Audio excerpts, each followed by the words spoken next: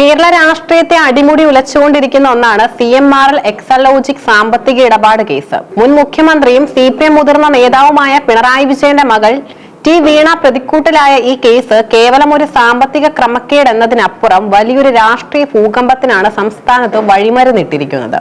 Cochin minerals and rutile limited എന്ന സ്വകാര്യ കരിമണൽ കമ്പനിയും പിണറായി വിജയന്റെ മകൾ വീണയുടെ ഉടമസ്ഥതയിലുള്ള ബംഗളൂരു ആസ്ഥാനമായ എക്സാലോജിക് സൊല്യൂഷൻസ് എന്ന IT കൺസൾട്ടൻസി കമ്പനിയും തമ്മിൽ നടന്ന സാമ്പത്തിക ഇടപാടുകളാണ് ഈ കേസിന് ആധാരം. ആദായനികുതി തർക്ക പരിഹാര ബോർഡിന്റെ കണ്ടെത്തലുകളിലൂടെയാണ് ഈ വിവാദം ആദ്യമായി പൊതുസമൂഹത്തിന് മുന്നിലെത്തുന്നത്. യാതൊരുവിധ വിവരസാങ്കേതിക വിദ്യ സേവനങ്ങളോ കൺസൾട്ടൻസി സഹായങ്ങളോ CMRL കമ്പനിക്ക് നൽകാതെ എക്സാലോജിക് കമ്പനിക്കും ടീം വീണയ്ക്കും മാസപ്പടിയായി വൻതുക നൽകി എന്നതായിരുന്നു പ്രധാന കണ്ടെത്തൽ. രേഖകൾ പ്രകാരം ഏകദേശം 1.72 കോടി രൂപ വീണയ്ക്കും 1 കോടിയോളം രൂപ എക്സാലോജിക് കമ്പനിക്കും കൺസൾട്ടൻസി ഫീസ് എന്ന പേരിൽ ലഭിച്ചിട്ടുണ്ട്. അതായത് ആകെ 2.78 കോടി രൂപയാണ് ഇത്തരത്തിൽ കൈമാറ്റം ചെയ്യപ്പെട്ടത്. സേവനം നൽകാതെ പണം കൈപ്പറ്റുന്നത് കള്ളപ്പണം വെളുപ്പിക്കൽ നിരോധന നിയമത്തിന്റെ പരിധിയിൽ വരുമെന്ന് കേന്ദ്ര അന്വേഷണ ഏജൻസികൾ ഉറപ്പിച്ചു കഴിഞ്ഞു. ഇതിനു പുറമെ മറ്റു ചില ഉപകമ്പനികളിൽ നിന്നും ലക്ഷക്കണക്കിന് രൂപ എക്സാലോജിക് വായ്പയായി വാങ്ങിയതായും ED കണ്ടെത്തിയിട്ടുണ്ട്.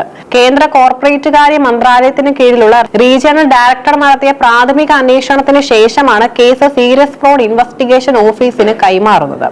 SFIO നടത്തിയ വിപുലമായ അന്വേഷണത്തിൽ ഞെട്ടിക്കുന്ന മറ്റ് പല കണ്ടെത്തലുകളും കൂടി പുറത്തു വന്നു. കഴിഞ്ഞ 15 വർഷത്തിനിടയിൽ CMRL കമ്പനി ഏകദേശം 182 കോടിയോളം രൂപ വ്യാജമായ അക്കൗണ്ടുകളിൽ നിന്നും പിൻവലിച്ച് രാഷ്ട്രീയ നേതാക്കൾക്കും ഉദ്യോഗസ്ഥർക്കും കൈമാറിയതായി കണ്ടെത്തി. കമ്പനിയുടെ മാനേജിംഗ് ഡയറക്ടർ ശശിധരൻ കർത്തയും മകൻ ശരൺ കർത്തയും ചേർന്ന് നിയമപരമായ ഡിവിഡന്റ് നൽകാതെ 30.63 കോടി രൂപ കൈപ്പറ്റി. ശശിധരൻ കർത്തയുടെ കുടുംബത്തിന്റെ കീഴിലുള്ള വിവിധ ഗതാഗത കമ്പനികൾക്ക് മാത്രമായി 91 കോടിയോളം രൂപ നൽകിയതായും രേഖകൾ വ്യക്തമാക്കുന്നു. ഈ കണ്ടെത്തലുകളുടെ അടിസ്ഥാനത്തിലാണ് കള്ളപ്പണം വെളുപ്പിക്കൽ തടയുന്നതിനായി ED കേസ് രജിസ്റ്റർ ചെയ്ത് അന്വേഷണം ഊർജിതമാക്കിയത്. ഈ കേസിൽ ED നടത്തുന്ന അന്വേഷണവും തങ്ങൾക്ക് അയക്കുന്ന സമൻസുകളും സ്റ്റേ ചെയ്യണമെന്നാവശ്യപ്പെട്ട CMRL കമ്പനിയും അതിന്റെ ഉദ്യോഗസ്ഥരും 2 വർഷം മുൻപ് കേരള ഹൈക്കോടതിയെ സമീപിച്ചിരുന്നു.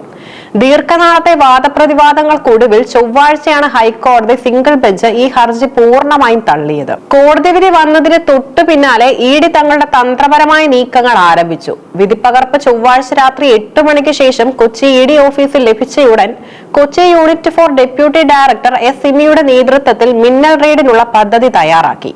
EDയുടെ അതിവേഗ നീക്കത്തിന് പിന്നിൽ കൃത്യമായ നിയമപരമായ കണക്കുകൂട്ടലുകൾ ഉണ്ടായിരുന്നു. സിംഗിൾ ബെഞ്ച് ഉത്തരവിനെതിരെ പ്രതിഭാഗം ഉടൻ തന്നെ ഡിവിഷണൽ ബെഞ്ചിനെ സമീപിച്ച് സ്റ്റേ വാങ്ങാനുള്ള സാധ്യത ഏറെയായിരുന്നു.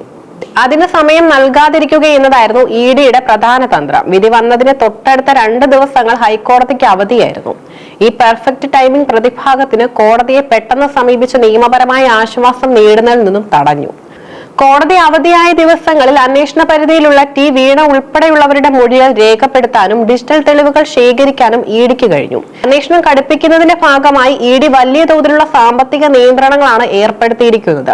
ഈ കേസുമായി നേരിട്ടോ അല്ലാതെയോ ബന്ധമുള്ള വിവിധ വ്യക്തികളുടെ സ്ഥാപനങ്ങളുടെ ബാങ്ക് അക്കൗണ്ടുകളിലായി കിടന്നിരുന്ന 18.36 കോടിയോളം രൂപ ഇതിനോടകം ED മരവിപ്പിച്ചു കഴിഞ്ഞു.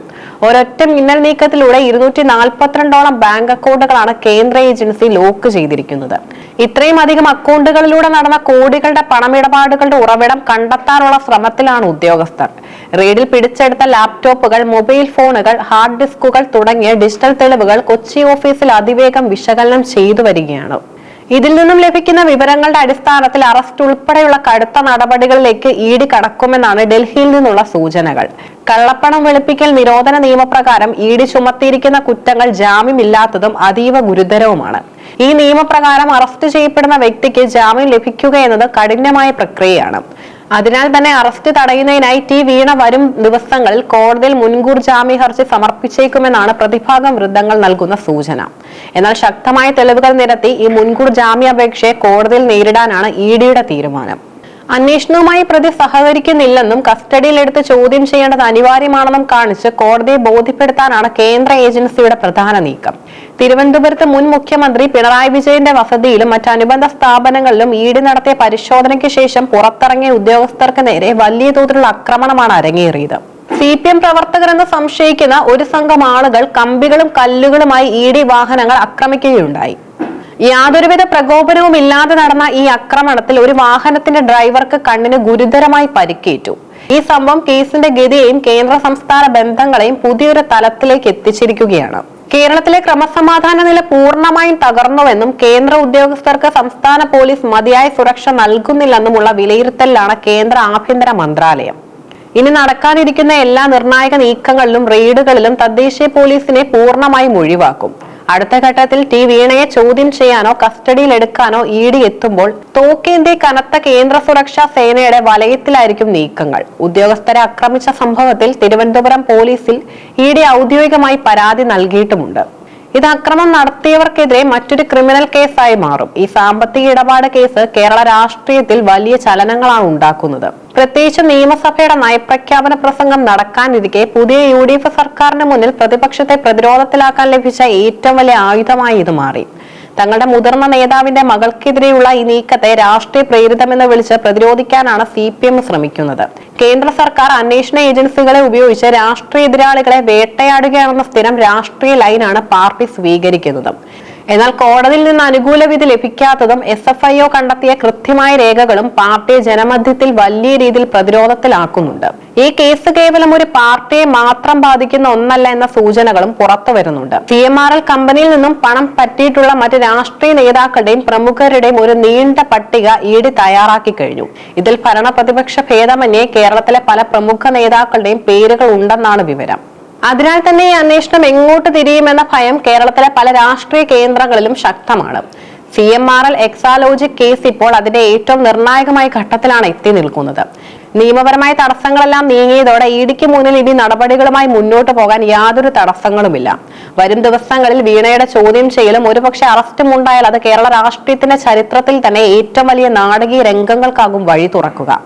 കള്ളപ്പണ ഇടപാടുകളുടെ ഉറവിടം പൂർണ്ണമായും വെളിച്ചത്ത് കൊണ്ടുവരാൻ കേന്ദ്ര ഏജൻസികൾക്ക് സാധിക്കുമോ, അതോ ഇതൊരു രാഷ്ട്രീയ പോരാട്ടമായി അവശേഷിക്കുമോ എന്നത് വരും ദിവസങ്ങളിലെ കോടതി നടപടികളിൽ നിന്നും ഇഡിയുടെ നീക്കങ്ങളിൽ നിന്നും വ്യക്തമാകും.